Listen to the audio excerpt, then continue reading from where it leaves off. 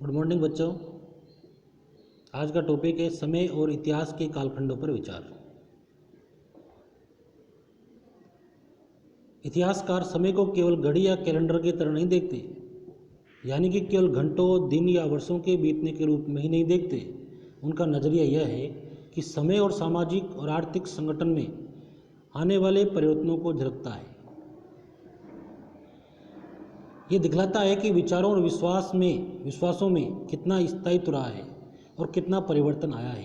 यदि अतीत को समान विशेषता रखने वाले कुछ बड़े बड़े हिस्सों, युगों या कालों में बांटा जाए तो समय का अध्ययन कुछ आसान हो जाता है। 19वीं सदी के मध्य में अंग्रेज इतिहासकारों ने भारत के इतिहास को 3 युगों में बांटा था: हिंदू, मुस्लिम और ब्रिटिश। ये विभाजन इस विचार पर किया कि शासकों का धर्म ही एकमात्र महत्वपूर्ण ऐतिहासिक परिवर्तन होता है और अर्थव्यवस्था, समाज और संस्कृति में और कोई भी महत्वपूर्ण बदलाव नहीं आता। इस दृष्टिकोण में इस उपमहाद्वीप की अपार विविधता की भी अपेक्षा हो जाती है। इस काल विभाजन को आज बहुत कम इतिहासकार ही स्वीकार करते हैं। अधिकतर इतिहासकार आर्थिक तथा सामाजिक कारकों के आधार पर ही अतीत के विभिन्न कालखंडों की विशेषता तय करते हैं।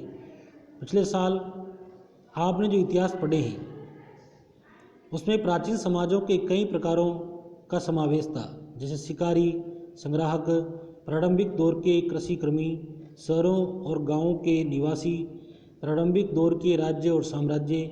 इस साल आप जो इतिहास पढ़ेंगे उसे प्राय मध्यकालीन इतिहास कहा जाता है। इसमें आपको कृषक समाजों के विस्तार, क्षेत्रीय और साम्राज्यिक राज्यों के उदय, कभी कभी तो ग्रामवासियों और वनवासियों की कीमत पर, प्रधान धर्मों के रूप में हिंदू धर्म, इस्लाम धर्म के विकास और यूरोप से व्यापारी कंपनियों के आगमन के बारे में और विस्तार से जानकारी मिलेगी। भारत के इतिहास के 1000 साल अनेक बदलावों के साक्ष्य रहे हैं। आखिर 16वीं 18वीं शताब्दी 8वीं या 11वीं शताब्दियों से काफ़ी भिन्न थी। इसीलिए इस सारे काल को एक ऐतिहासिक इकाई के रूप में देखना समस्याओं से खाली नहीं है। फिर मध्यकाल की तुलना प्राय आधुनिक काल से की जाती है। आधुनिकता के साथ भौतिक उन्नति और बौद्धिक प्रगति का भाव जुड़ा हुआ है। इससे आज से निकलता है कि मध्यकाल रूढ़िवादी था। उस दौरान कोई परिवर्तन हुआ ही नहीं, जैसा था लोगों ने उसको वैसा ही स्वीकार कर लिया। लेकिन हम जानते हैं कि ऐसा नहीं था। इन 1000 वर्षों के दौरान इस उपमहाद्वीप के समाजों में प्राय परिवर्तन आते रहे हैं।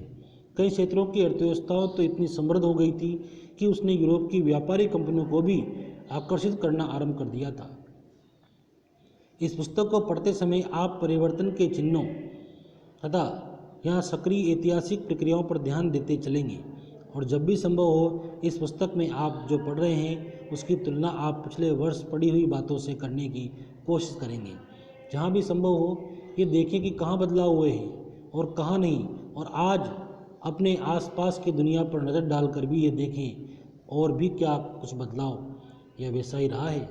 जैसा कि हम देखते हैं कि आज के समय जो चीज़ें हैं ये आज से 20 साल पहले नहीं थी। जो चीज़ें 20 साल पहले थी वो उससे 20 साल पहले नहीं थी।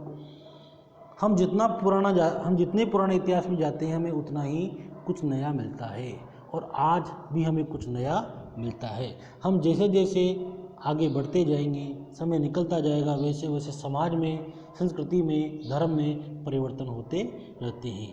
इस प्रकार से हमने इस चैप्टर के माध्यम से हजारों वर्षों के दौरान क्या परिवर्तन हुए